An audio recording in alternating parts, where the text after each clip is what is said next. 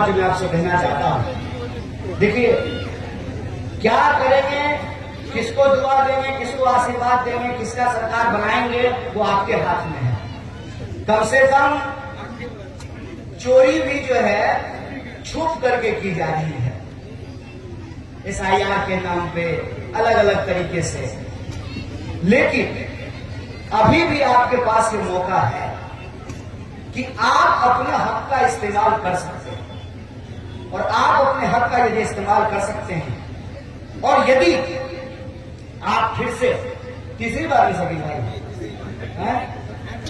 Hat trick एकदम Bumrah type से, अगर आप हमको मौका देते हैं, हमारे गठबंधन को मौका देते हैं, तो हम इधर उधर की बात नहीं करेंगे।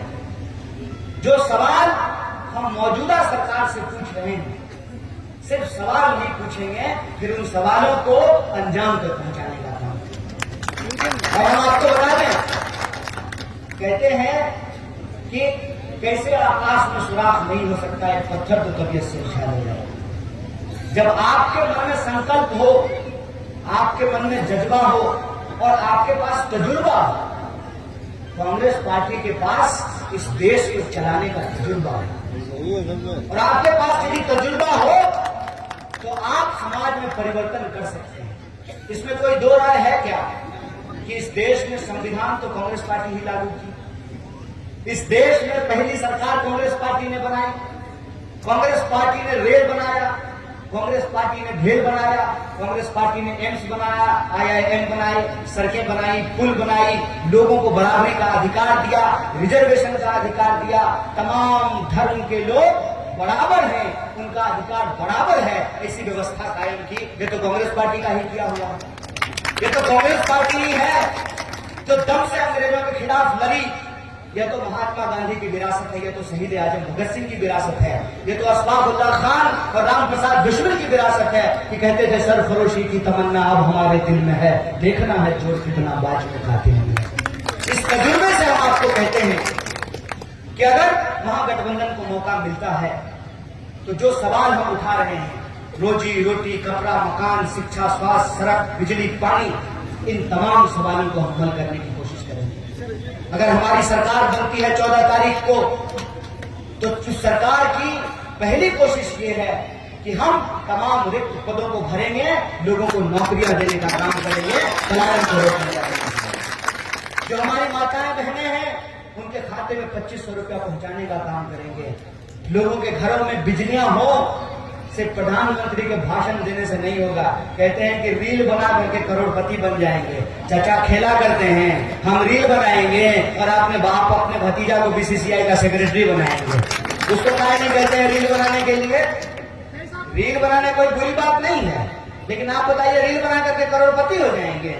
140 करोड़ लोग रील बनाने लगे तो सब करोड़पति हो जाएंगे? अरे कुछ बनाता है, कुछ देखते हैं, तब भी कोई करोड़पति होता है। सब कैमरा लेकर के घूमने लगे, सब पत्रकार हो जाएगा, सब पत्रकारें हो जाएगा, तो दर्शक कौन होगा?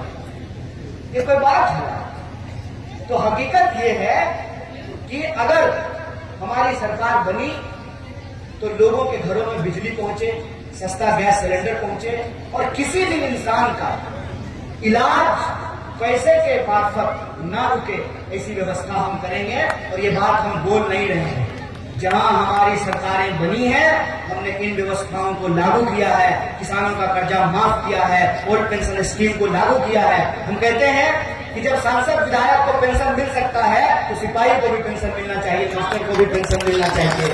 हम कहते हैं कि बिहार के संसाधन पे पहला हक बिहार के लोगों का होना चाहिए। इसीलिए बिहार के जो स्टूडेंट हैं वो डोमिसाइल नीति का विरोध कर रहे हैं। हम कांग्रेस पार्टी से उसका पुरजोर समर्थन करते हैं कि डोमिसाइल नीति लागू होनी चाहिए और बिहार की नौकरी सबसे पहले बिहारियों को मिलना चाहिए।